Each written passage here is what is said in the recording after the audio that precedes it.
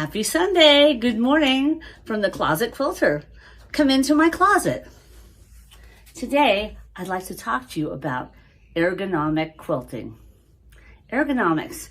This is the applied science of things and people and how they work more efficiently and safely. Okay, that's the part I'm going to deal with today because working on a frame needs to be safe. I started out with the Cutie quilter, with the Cutie frame as a Cutie quilter, sitting down with it. And then I quickly decided, I want to stand. So I had a table, one of those Costco tables, and I was like this. And then before I knew it, I started having real pain in my shoulders, neck, and actually had to go to a doctor.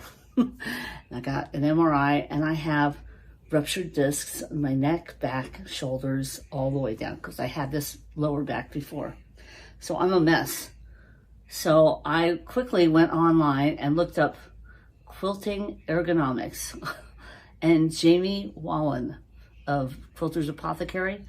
He came up and his video is awesome.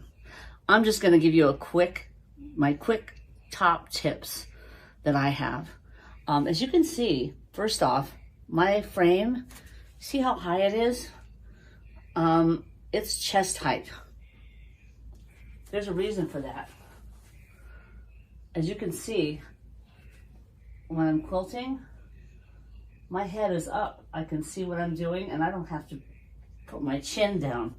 Jamie warns about this. This is what causes neck damage, putting your chin down. Your chin should be up at all times. Up, not down, up, always up. So to get my frame at this height, I had to use the Husky adjustable table. Yes, it's a really, to me, it's expensive, but worth it. And if you can come up with the funds to do this, or you can find a knockoff one, Facebook Marketplace. There's all kinds of knockoffs, but an adjustable table will serve you really well. Something to get. Another thing, very important, I have tile floors. I'm not going to stand here for an hour quilting on a tile floor. My hips are already a nightmare. I'm actually having a hip replacement done this summer.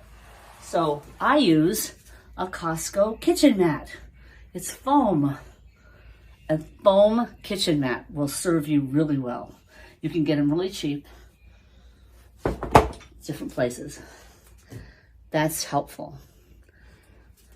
Another thing that I've noticed, a lot of people are talking about, I use my foot pedal on the frame. Do you see how high this is? Your foot pedal is going to be on the floor and you're going to be like this. One foot here and your body over here at the frame. You're quilting, right? And you're going to have to scoot it and move it. And it's just another thing to think about. No.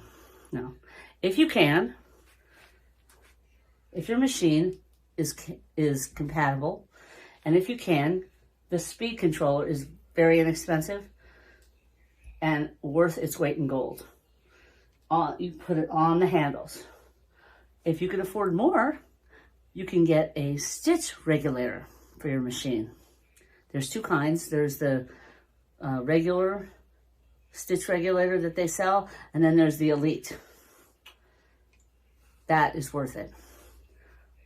If your machine is compatible with it, first find out that, and don't just go ahead and buy one because they're not all compatible with different machines. So you have to find out if your specific machine, and then if it isn't, it might be worth it to get a machine that is. This machine that I have, the PQ 1500 SL, is relatively inexpensive compared to all the other machines, and it is definitely compatible with the speed controller, which is the less expensive of the two. Stitch regulator and speed controller. The speed controller is definitely, it's a tenth of the price, I believe. It's wonderful. So that is my top tips for ergonomic, safely using the Cutie frame wherever you are, whether you're in a closet or in a studio. We want to be safe. We want to be able to quilt for many years without having surgeries. So I hope you have a great quilting day, and thanks for stopping by the Closet Quilter. Be sure and leave a thumbs up and a comment. I want to hear what you're doing to be ergonomic. Thanks for stopping by.